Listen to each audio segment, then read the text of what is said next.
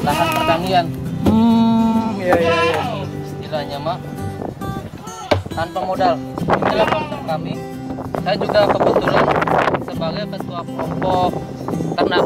Oh, di desa sini? Ya, namanya KTT Al Hayat, kelompok ternak terpadu.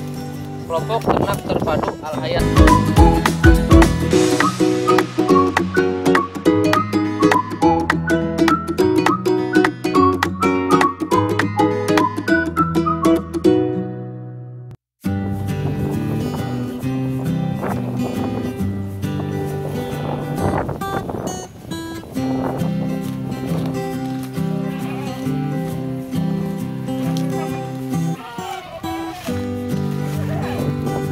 Jangan lupa ya buat teman-teman, jangan lupa like, komen, dan subscribe channelnya Petani Online. Dan jangan lupa nyalain loncengnya biar kalian tahu video terbaru dari Petani Online. Ini apa ini Kang Tong ini Kang? Ini urin kambing. Urin saya campur, ada persentasenya, ada urin, ada air kelapa, ada kotoran padat, sama tetes dengan bakteri juga. Oh, jadi tidak begitu saja urin ya, diproses dulu ya? Jadi itu kan pertanian kan yang namanya tanaman butuh akar, tumbuh kan daun sama buah. Batang, daun itu kan masuk dan sama buah. Oh iya iya iya. Jadi saya campur supaya komplit. Dari mulai awal seminggu sebelum penanaman sampai seminggu sebelum pembuahan itu masih bisa dipakai. Hanya satu bahan itu. Dan ini juga sebenarnya bukan pestisida tapi penghalau. Ketika ada bau ini, si itu hama nggak mau masuk. Dia langsung kabur. Jangankan hama ya, saya aja sebagai manusia kabur sih. Karena baunya nggak nahan. Dia nempel di tangan 3 hari nggak hilang. Tuh, jadi di daun kan dia nempel. Itulah yang membuat dia kuat. Satu lagi perlu dicatat, yang namanya wareng itu, dia itu tidak hanya makan dengan begitu saja. Dia itu mencari tanaman yang tinggi nutrisi, bukan nutrisi, tinggi nitrogen. Jadi batangnya kan kalau tinggi nitrogen itu lunak. Oh gitu. Dan si wareng kan dengan menusuk. Kalau batangnya keras, dia sakit nusuknya, akhirnya dia kabur sendiri. Ada sih cuma bandel, yang paling bandelnya, tapi kan gak seberapa. Nah, kenapa sih bisa tinggi nitrogen ya? Karena pemupukan kimia yang secara berlebihan. Dengan ini, itu pupuk itu apa istilahnya mah? Standar. Si tanaman itu mengambil seperlunya saja. Tapi dalam waktu sebulan itu kelihatan kayak padi tuh kayak nggak bergerak lah, diem aja stay, nggak ada tinggi, nggak berkembang. Tapi setelah sebulan ke sana, dia melebihi yang pakai sistem pemupukan itu kimia. Hasilnya pun lebih cepat panen ini. Jadi ya kebetulan saya punya traktor sendiri.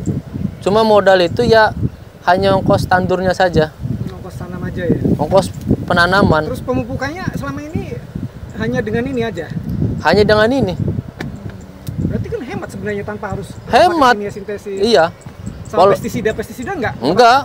Kalau ada yang alami ada. Pakai bako. Bisa. Juga pakai daun mindi. Bisa. Tapi saya nggak pakai. Udah ini aja lah. Jadi panen nggak panen terserah lah. Modal juga nggak ada. Tanah sendiri. Tapi hasilnya Kang?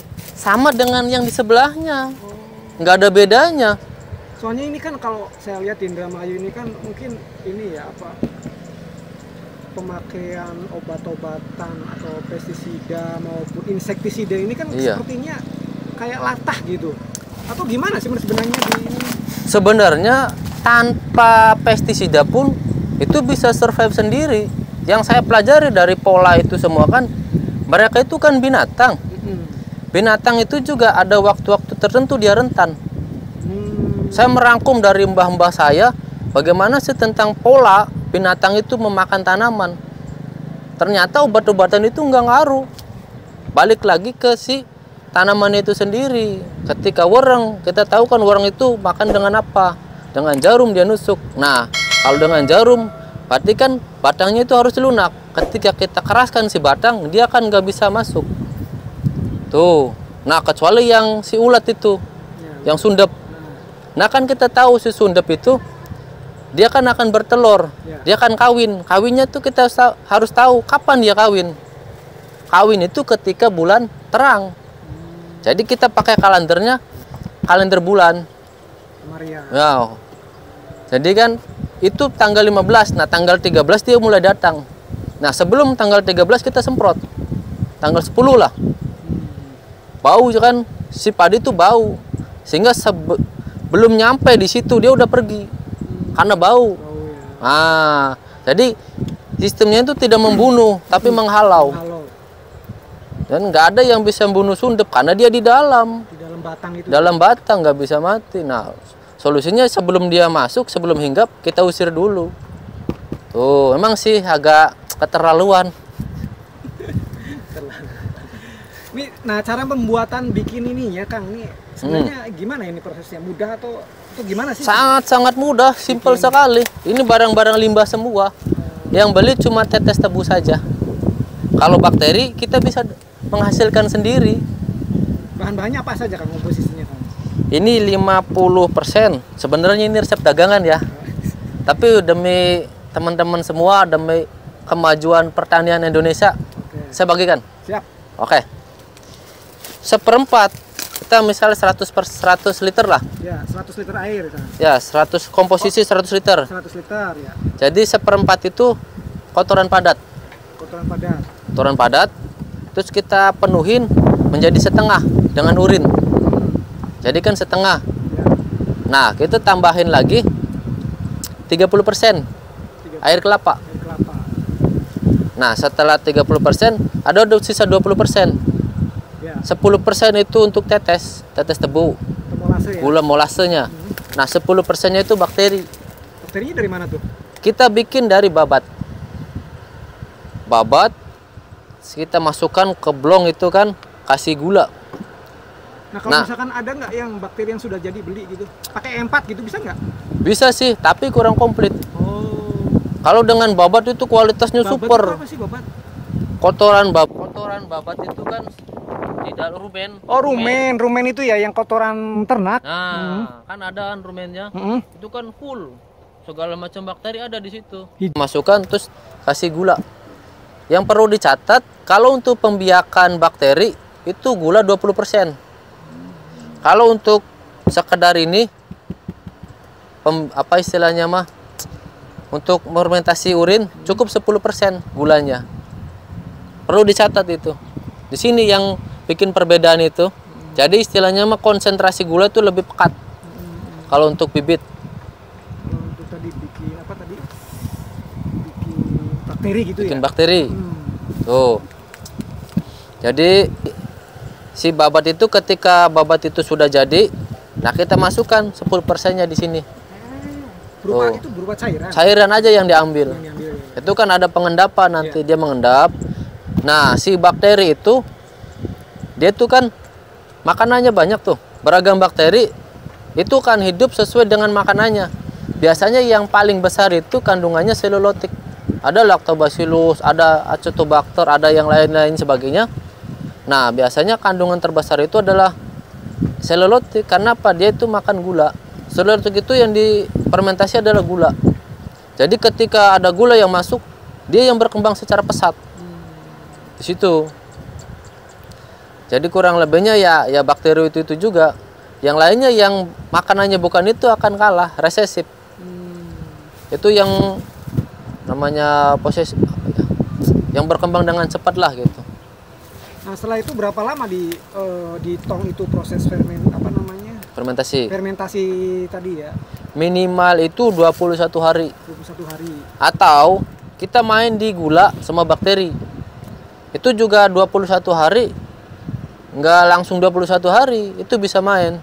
Jadi ada yang istilahnya mah tergantung makanannya. Kalau makanannya banyak, dia aktif terus. Tapi setelah makanannya itu kan dari gula, segulanya habis, dia akan dorman. Si bakteri itu tidur. Tuh, cirinya dia mengempis. Si botol itu kempes. Tuh, kalau dia berproses, dia mengembang, menghasilkan gas. Oh. Baru bisa diaplikasikan ya nanti ya? Ya, selama 21 hari bisa diaplikasikan. Berupa cairannya ya? Cairan doang. Jadi ampasnya mah nanti enggak? Nanti mengendap ke bawah. Ini racikan full. Jadi tidak harus ganti-ganti racikan. Kalau mau dipisah ya silahkan. Tuh. Jadi istilahnya mah kalau yang perlu kita catat, yang kotoran padat itu untuk pembuahan. Kalau urin itu untuk daun, untuk pucuk. Nah, kalau si air kelapa itu untuk pembungaan. Nah, kan kita gabungkan jadi satu, jadi komplit. Tinggal si tanaman itu juga tahu kebutuhannya, mana yang dibutuhkan, dia akan menyerap dengan sendirinya. Dan satu hal lagi, nitrogen yang paling tinggi itu ada di udara. Betul. Gas kan itu kan? Iya, itu kan 70% di udara. Tinggal bagaimana caranya si tanah bisa, si tanaman itu menyerap unsur nitrogen dari udara. Perlu adanya bakteri. Nah, sedangkan kita kan pemupukan secara berlebihan dengan kimia dan juga obat semprot, dan otomatis itu akan membunuh bakteri. Nah, sehingga semakin lama kita makin banyak urea, si tanam bukan semakin bagus, makin rusak, tanaman juga makin jelek. Di situ kesalahannya, karena kita nggak bersahabat dengan alam. Lagunya begitu ya? Nah, mungkin Tuhan mulai bos.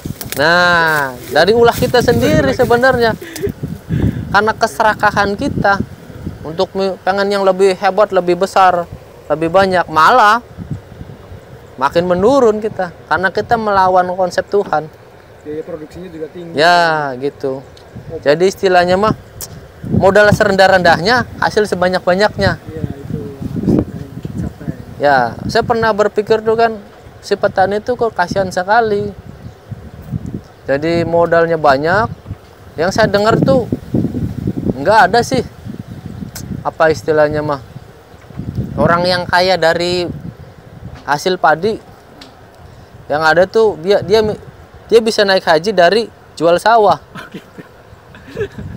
Iya, apalagi kalau dari tanah nyewa. Aduh, parah, udah biaya mahal, obat mahal, penanganannya juga salah. Nah, lebih parahnya pas panen dibeli harga murah. Kurang ajar nggak tuh? Penderitaan yang luar biasa. Kasian ya. Tuh. Memang sih sebenarnya dengan integrated farming ya, dengan punya kita ternak, kemudian kotorannya bisa dimanfaatkan untuk pupuk, ini sebenarnya solusi ya sebenarnya untuk solusi. Kita juga dalam rangka membantu pemerintah lah. Jangan selalu merangkak bantuan. Ya bukan salah pemerintah juga, kita sendiri yang belum mumpuni dalam bertani. Jadi marilah kawan-kawan kita bangun kesadaran kita gitu. Karena apa? Karena tadi binatang hama itu masuk karena dari pola yang salah, penanganan yang kurang tepat. Tuh, kalau kita tepat penanganan, ya semua solusi bisa ada solusinya.